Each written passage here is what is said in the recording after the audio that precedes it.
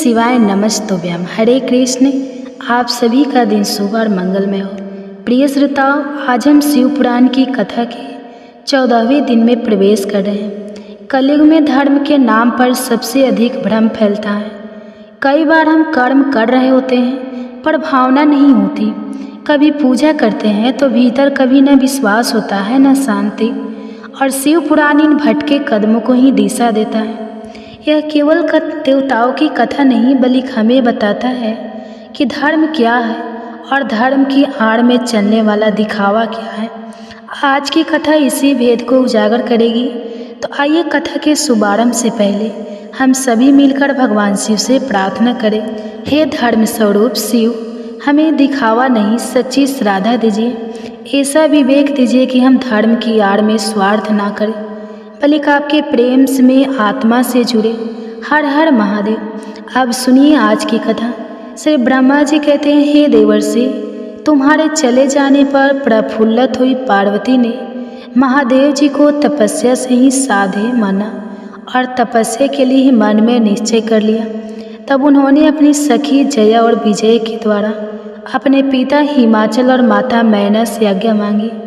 पिता ने तो स्वीकार कर लिया, परंतु माता मैना ने स्नेह व अनेक प्रकार से उन्हें समझाया और घर से वन में जाकर तपस्या करने से अपनी पुत्री को रोका। मैना ने तपस्या करने के लिए वन में जागने से रोकते हुए उमा अर्थात बाहर ना जाओ ऐसा कहा। इसलिए उस समय शिवा का नाम उमा हो गया। हे मुनि, शैलराज की प्यारी पत्नी मैना ने रोकने से शिवा को दुखी हुई, जानकर अपना विचार बदल लिया और पार्वती को तपस्या करने के लिए जाने की आज्ञा दे दी। मुनि श्रेष्ठ माता की वह आज्ञा पाकर उत्तम व्रत का पालन करने वाली पार्वती ने भगवान शंकर का ध्यान करके अपने मन में बड़े सुख का अनुभव किया। माता पिता को प्रसन्नतापूर्वक प्रणाम करके शिव के स्मरण पूर्वक दोनों सखियों के साथ वे तपस्या करने के लिए चली गई। अनेक प्रकार के प्रिय वस्त्रों का परित्याग करके पार्वती जी ने कटी प्रदेश में सुंदर मुंज की मेखला बांधकर शीघ्र ही वल्कल धारण कर लिए। हार का परिहार करके उत्तम मृग चर्म को गले से लगाया। तत्पश्चात वे तपस्या करने के लिए गंगा अवतरण अर्थात गंगोत्री तीर्थ की ओर चल दी, जहाँ ध्यान लगाते हुए भगवान शंकर ने कामदेव को दग्ध किया था। हिमालय का वह शिखर गंगा अवतरण के नाम से प्रसिद्ध है। वही परम उत्तम श्रृंगी तीर्थ में पार्वती जी ने तपस्या प्रारंभ कर दी। गौरी के तप करने से ही उसका नाम गौरी शिखर हो गया। हे मुनि, शिवा ने अपने तप की परीक्षा करने के लिए वहाँ बहुत से सुंदर और पवित्र वृक्ष लगाए जो कि फल देने वाले थे। सुंदरी पार्वती ने पहले भूमि शुद्ध करके वहाँ एक वेदी का निर्माण किया, फिर ऐसी तपस्या आरंभ की जो मुनियों के लिए भी अत्यंत दुष्कर थी। वे मन सहित संपूर्ण इंद्रियों को शीघ्र ही काबू में करके उस वेदी पर उच्च कोटि की तपस्या करने लगे। ग्रीष्म ऋतु में अपने चारों ओर दिन रात आग जलाए रखकर वे बीच में बैठती और निरंतर पंचाक्षर मंत्र का जाप करती रहती थी। वर्षा ऋतु में वेदी पर सुशिस्तर आसन से बैठकर अथवा किसी पत्थर की चट्टान पर ही आसन लगाकर वे निरंतर वर्षा की जलधारा से भीगती रहती थी। शीतकाल में निराहार रहकर भगवान शंकर के भजन में तत्पर होकर वे सदा शीतल जल के भीतर खड़ी रहती और रात भर बर्फ की चट्टानों पर बैठा रहती। इस प्रकार तप करती हुई पंचाक्षर मंत्र के जप में संलग्न होकर शिवा संपूर्ण मनोवांछित फलों के दाता शिव का ध्यान किया करती। प्रतिदिन अवकाश मिलने पर वे सखियों के साथ अपने लगाए हुए वृक्षों को प्रसन्नतापूर्वक सींचती और वहाँ पधारे हुए अतिथि का आतिथ्य सत्कार भी किया करते। शुद्ध चित्त वाली पार्वती ने प्रचंड आंधी, कड़ाके की सर्दी, अनेक प्रकार की वर्षा और दुस्सहद धूप का भी सेवन किया। उनके ऊपर वहाँ नाना प्रकार के दुख आए, परंतु उन्होंने उन सबको कुछ नहीं गिना। हे मुनि, वे केवल शिव में मन लगाकर वहाँ सविस्तर भाव से खड़ी या फिर बैठी रहती। उनकी तपस्या का पहला वर्ष फलाहार में बीता और दूसरा वर्ष उन्होंने केवल पत्ते चबाकर बिताया। इस तरह तपस्या करते हुए देवी पार्वती ने क्रमशः असंख्य वर्ष व्यतीत कर दिए। तदंतर हिमवान की पुत्री शिवा देवी पत्ते खाना भी छोड़कर सर्वथा निराहार रहने लगी। तो भी तपचर्या में जो उनका अनुराग बढ़ता ही गया। हिमाचल पुत्री शिवा ने भोजन के लिए पत्तों का भी परित्याग कर दिया, इसलिए देवताओं ने उसका नाम अर्पणा रख दिया। इसके बाद पार्वती भगवान शिव के स्मरण पूर्वक एक पैर से खड़ी होकर पंचाक्षर मंत्र का जप करती हुई बड़ी भारी तपस्या करने लगी। उनके अंग चीर और वलकल से ढके थे। वे मस्तक पर जटाओं का समूह धारण किए रहती थी। इस प्रकार शिव के चिंतन में लगी हुई पार्वती ने अपनी तपस्या के द्वारा मुनियों को जीत लिया। उस तपोवन में महेश्वर के चिंतन पूर्वक तपस्या करती हुई काली के 30 वर्ष बीत गए। तदंतर जहाँ महादेव जी ने 60 वर्ष हजारों तक तप किया था, उस स्थान पर क्षण भर ठहरकर शिवा देवी इस प्रकार चिंतन करने लगी, क्या महादेवी जी समय यह नहीं जानती कि मैं उनके लिए नियमों के पालन में श्रद्धापूर्वक लगी हुई हूँ और तपस्या कर रही हूँ। फिर क्या कारण है कि सुदीर्घ काल से तपस्या में लगी हुई मुझ सेविका के पास वे आए ही नहीं। लोक में, वेद में और मुनियों द्वारा सदा गिरीश की महिमा का गान किया जाता है। सब यही कहते हैं कि भगवान शंकर सर्वज्ञ, सर्वात्मा, सर्वदर्शी, समस्त ऐश्वर्यों के दाता, दिव्य शक्ति संपन्न, सभी के मनोभाव को समझ लेने वाले, भक्तों को उनकी अभीष्ट वस्तु देने वाले और सदा समस्त कलेशों का निवारण करने वाले हैं। यदि मैं समस्त कामनाओं का परित्याग करके भगवान वृषभ ध्वज में अनुरूप हूँ, तो वे कल्याणकारी भगवान शिव यहाँ पर मुझ पर प्रसन्न हो। यदि मैंने नारद तंत्रोक्त शिव पंचाक्षर मंत्र का सदा उत्तम भक्तिभाव से विधिपूर्वक जप किया हो, तो भगवान शंकर मुझ पर प्रसन्न हो। यदि मैं सर्वेश्वर शिव की शक्ति से युक्त और निर्विकार हो, तो भगवान शंकर मुझ पर अत्यंत प्रसन्न हो। इस तरह नित्य चिंतन करती हुई जटावकलन धारिणी निर्विकारा पार्वती मुँह नीचा किए सुदीर्घ काल तक तपस्या में लीन रही। उन्होंने ऐसी तपस्या की जो मुनियों के लिए भी अत्यंत कठिन थी। वहाँ उस तपस्या का स्मरण करके पुरुषों को बड़ा विस्मय हुआ। हे महर्षि, पार्वती जी की तपस्या का जो दूसरा प्रभाव पड़ा था, उसे भी इस समय सुनो। जगदम्बा पार्वती का वह महान तप परम आश्चर्यजनक था, जो स्वभावतः एक दूसरे के विरोधी थे। ऐसे प्राणी भी उस आश्रम के पास जाकर उनकी तपस्या के प्रभाव से विरोध रहित हो जाते थे। सिंह और गौवे आदि सदा रागादि द्वेषों से संयुक्त रहने वाले पशु भी पार्वती जी के तप की महिमा से वहाँ परस्पर बांधा नहीं पहुँचाते थे। हे मुनिश्रेष्ठ, इनके अतिरिक्त जो स्वभावतः एक दूसरे के वैरी हैं, वे चूहे, बिल्ली आदि दूसरे जीव भी उस आश्रम पर कभी रोष आदि विकारों से युक्त नहीं होते थे। वहाँ के सभी वृक्षों में सदा फल लगे रहते थे। भांति भांति के तृण और विचित्र पुष्प उस वन की शोभा बढ़ाते थे। वहाँ का सारा वन प्रातः कैलाश के समान हो गया था। पार्वती के तप की सीधी का साकार रूप बन गया था। श्री ब्रह्मा जी कहते हैं, हे मुनीश्वर, शिव जी की प्राप्ति के लिए इस प्रकार तपस्या करते हुए पार्वती जी के बहुत वर्ष बीत गए।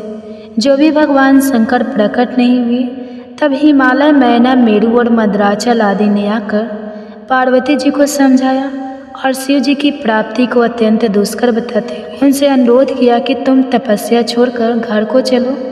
तब उन सबकी बात सुनकर पार्वती जी ने कहा, पिताजी, माताजी तथा मेरे सभी बांधव, मैंने पहले जो बात कही थी उसे अब आप लोगों ने भुला दिया है। अस्तु इस समय भी मेरी जो प्रतिज्ञा है उसे आप लोग सुन लीजिए।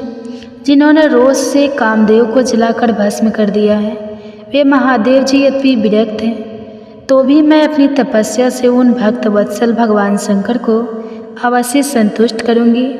आप सब लोग प्रसन्नतापूर्वक अपने अपने घर को जाएं।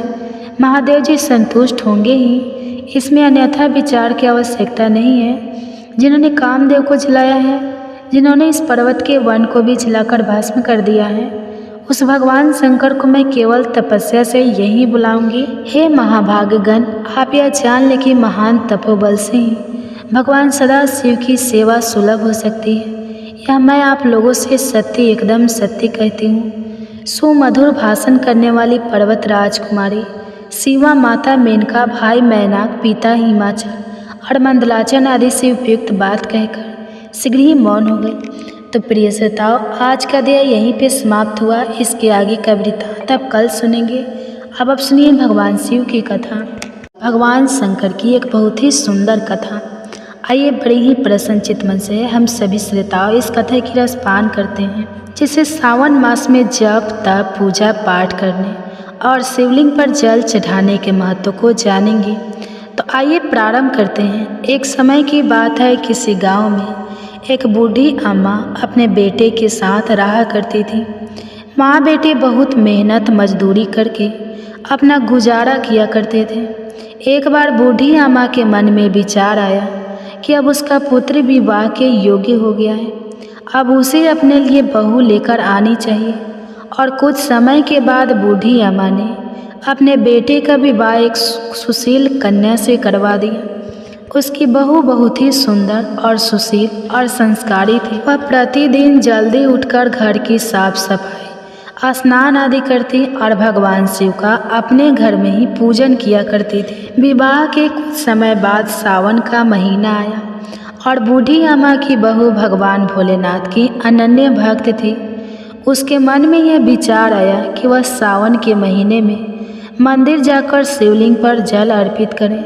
अपने मन में आए इस विचार को उसने अपनी सास से कहा कि हे माता जी, सावन का महीना शुरू हो गया है, मैं शिव मंदिर जाकर पूजा पाठ करना चाहती हूँ, शिवलिंग पर जल अर्पित करना चाहती हूँ। लेकिन बूढ़ी अम्मा ने उसे मना कर दिया और कहा कि घर में ही पूजा कर लो, मंदिर जाने से तो समय बर्बाद होगा, इतने समय में घर का सारा काम हो जाएगा। यह बात सुनकर बहू बहुत उदास हो गई, लेकिन कुछ नहीं कर सकी। उदास होकर घर के कामों में लग गई। उस दिन उसने कुछ अन्न जल ग्रहण नहीं किया था और अगले दिन बहू कुएं से जल लाने गई। फिर उसने रास्ते में गांव की 2 लड़कियों को पूजा की थाली सजाकर मंदिर की ओर जाते हुए देखा। उसने उन्हें रोका और पूछा कि तुम सब कहाँ जा रहे हो? तो वह दोनों बोली, सावन का महीना शुरू हो गया है, हम सब भगवान भोलेनाथ का पूजन करने के लिए मंदिर जा रहे हैं। बस यह सुनकर वह फिर उदास हो गई। फिर लड़कियों ने पूछा कि आप उदास क्यों हो गई? तब वह बोली, भगवान शिव मेरे आराध्य हैं, लेकिन मेरी सास ने मुझे मंदिर जाकर पूजा करने से मना कर दिया है। तब वह लड़कियां बोली कि आप चिंता मत करो, आप प्रतिदिन इसी समय पानी भरने आया करो और हमारे साथ मंदिर चलकर भगवान शिव की पूजा करके उन पर जल अर्पित किया करो। तब वह बोली, लेकिन मेरे पास तो पूजा की कोई सामग्री भी नहीं है, घर से लाऊंगी तो सास को पता चल जाएगा। तब लड़कियां बोली कि कोई बात नहीं, आप हमारी पूजा की सामग्री से पूजा कर लेना।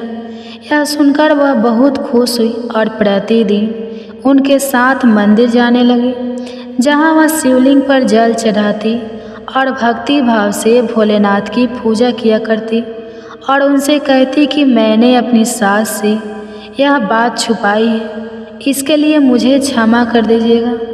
ऐसे ही पूरा सावन का महीना बीत गया। सावन के अंतिम दिन उसने सोचा कि पूरा महीना मैंने इन लड़कियों की पूजन सामग्री से पूजा की है, आज तो मुझे अपना कुछ भोलेनाथ को अर्पित करना ही चाहिए।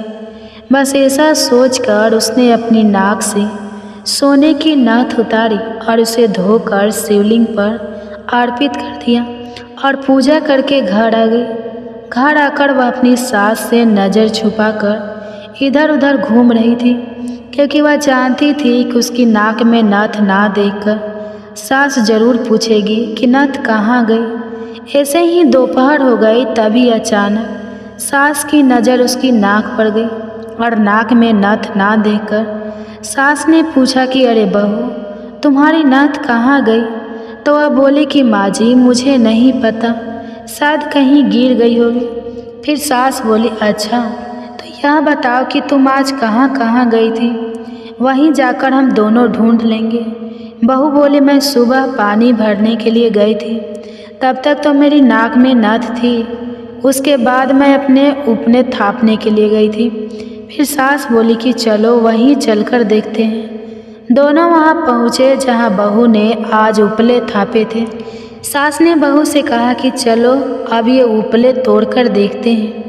दोनों सास और बहू उपले तोड़ने में लग गई। जैसे ही दोनों ने उपले तोड़े, दोनों के उपले में एक एक नथ निकली।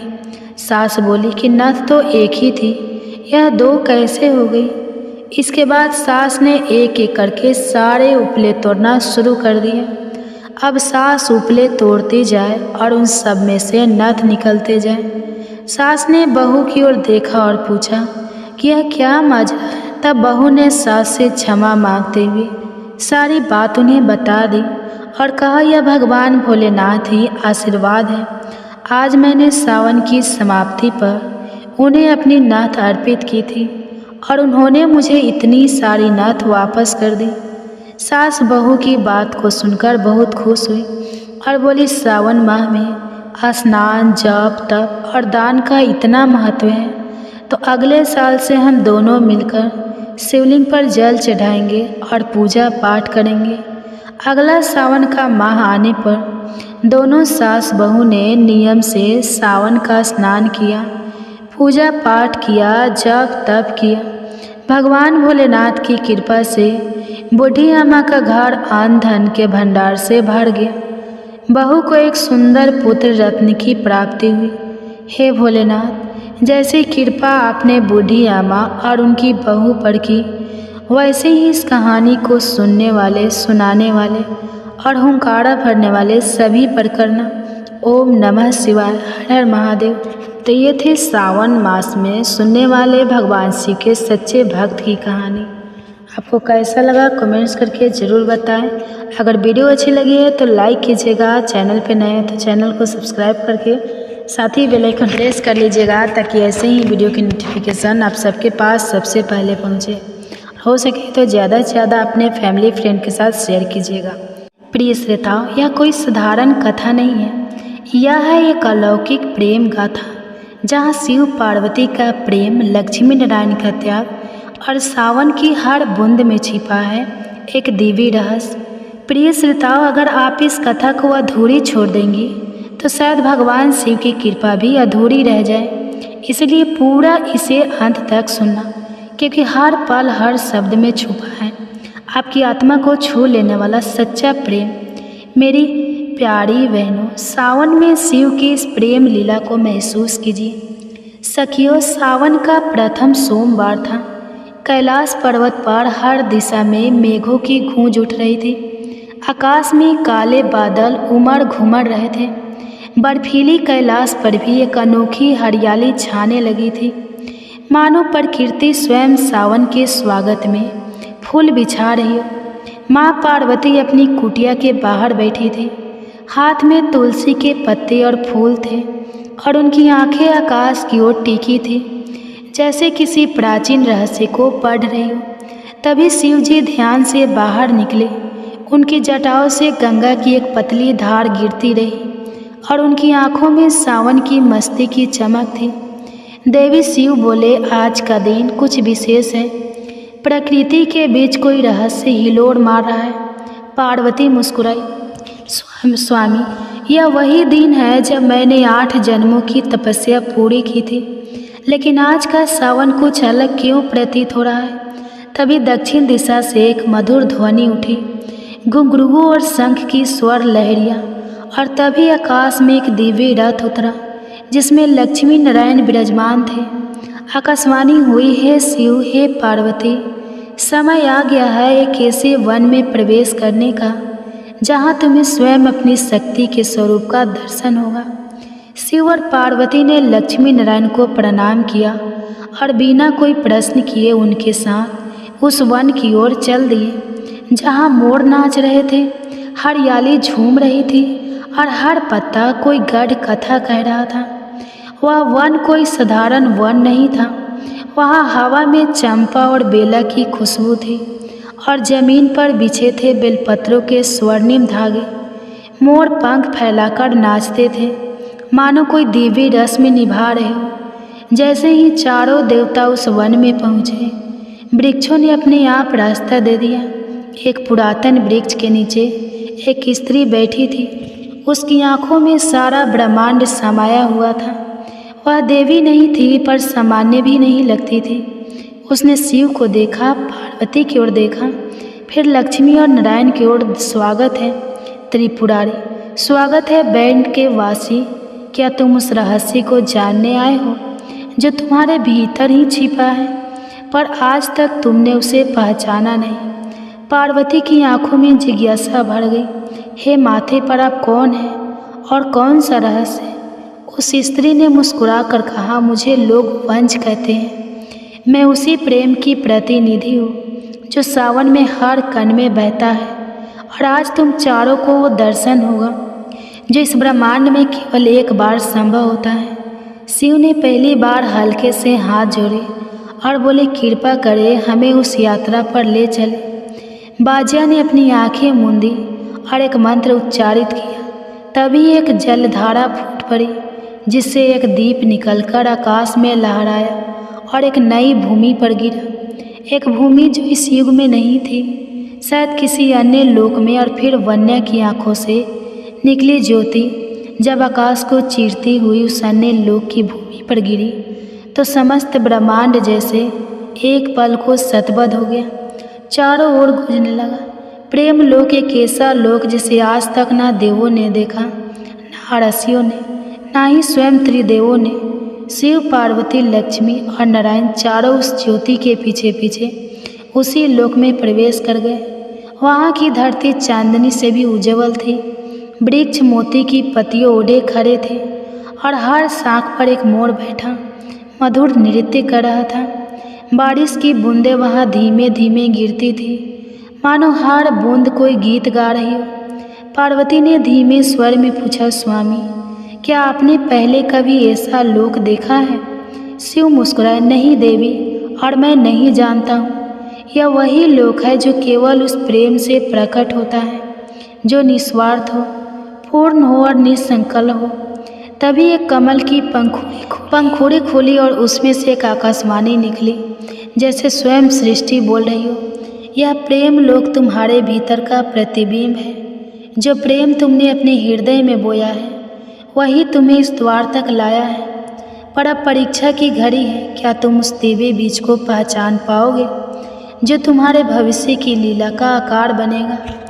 लक्ष्मी जी ने नारायण की ओर देखा और धीरे से कहा, स्वामी, यह तो कोई विशेष योग का समय प्रतीत होता है।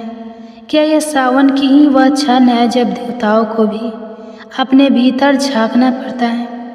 नारायण ने धीरे से पार्वती की ओर देखा, फिर शिव से कहा, महादेव, यह भूमि केवल उसी को सत्य दिखाता है जो अपने प्रेम को संपूर्ण संपन्न मानता है। हमें अलग अलग जाना होगा। शिव और पार्वती एक पग पीछे हटे और लक्ष्मी नारायण एक पग आगे। तभी भूमि कांपी और चारों ओर उजाले की एक तेज लहर फैल गई। 4 द्वार प्रकट हुए।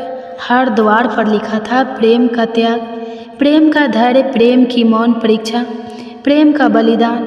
वंजा फिर प्रकट हुई और उसने कहा, तुम्हें इन 4 द्वारों से होकर गुजरना होगा। हर द्वार पर तुम्हारे प्रेम की एक परत छूटेगी और जो अंत तक बचेगा वही सच्चा प्रेम कहलाएगा। शिव और पार्वती पहले द्वार पर पहुँचे। प्रेम का त्याग द्वार के भीतर प्रवेश करते ही वे एक अन्य अदृश्य में पहुँच गए। वहाँ एक सुंदर झील थी और उस झील के किनारे पार्वती अकेली बैठी थी। उनके नेत्रों में आंसू थे और शिव अदृश्य हो चुके थे। पार्वती की आवाज़ भराई हुई थी, स्वामी, आपने मुझे क्यों छोड़ दिया?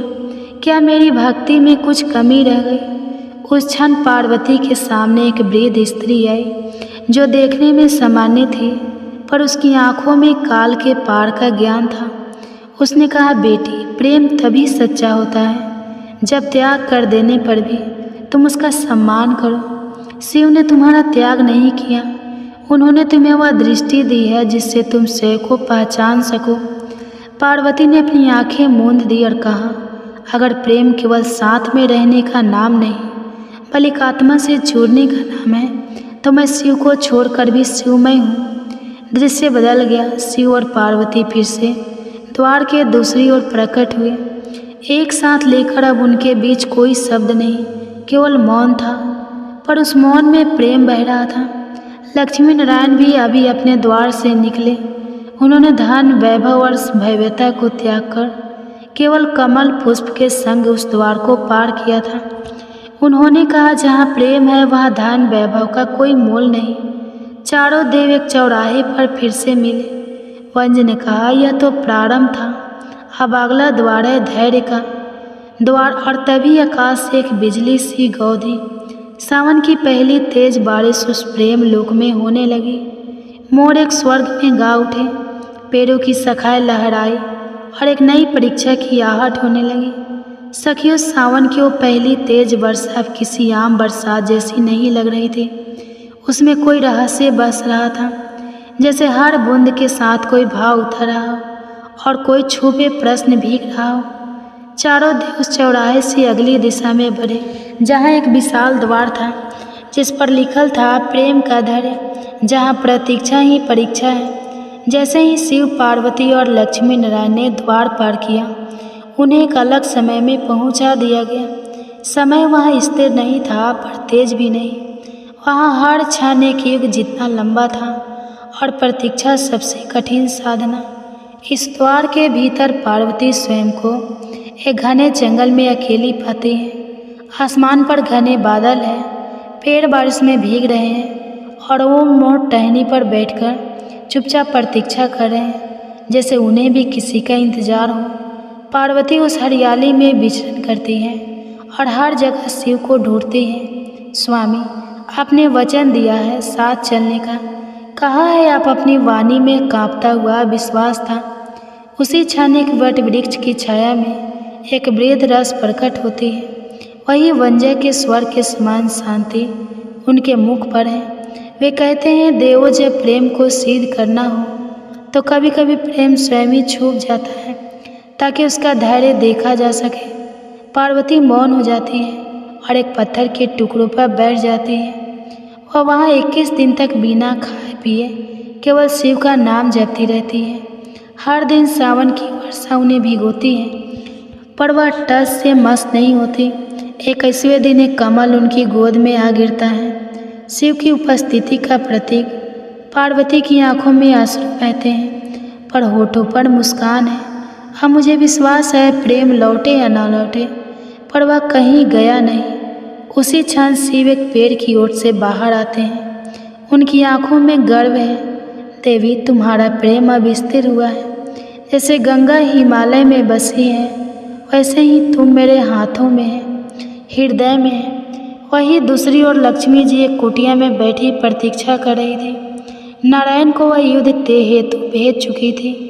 प्रभु का लक्ष्य के लिए 7 वर्ष बीत जाते हैं।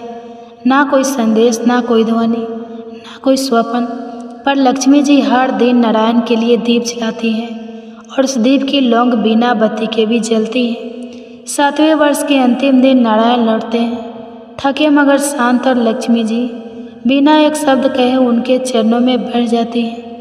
नारायण कहते हैं, धैर्य वह दीप है जो बिना तेल के भी जले, और तुम्हारा प्रेम लक्ष्मी अब दीपे को चुका है। चारों ओर से चौराहे पर लौटते हैं। वंजा इस प्रकार स्वयं प्रकट होती है, पर अब वह पहले जैसी वृद्ध नहीं, अब वह एक सुंदर कन्या के रूप में प्रकट होती है। सिर पर मोर पंख और नेत्रों में आकाश जैसा विस्तार। वह मुस्कुराती कहती है, अब तुम तीसरे द्वार के योग्य हो।